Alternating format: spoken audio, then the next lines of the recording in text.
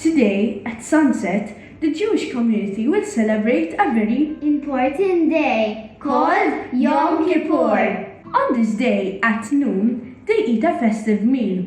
Then, before sunset, they light a candle and bless God the Lord, King of the Universe who gives us life and sustains us.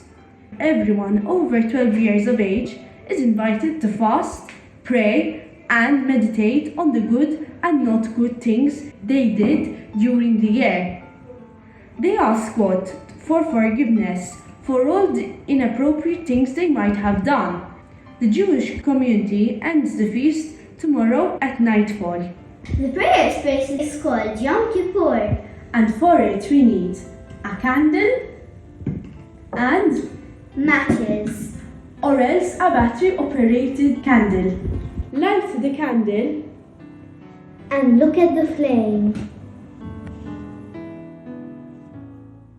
and bless your God as Lord King of the Universe who gives us love and sustains us long. Now take some time to think.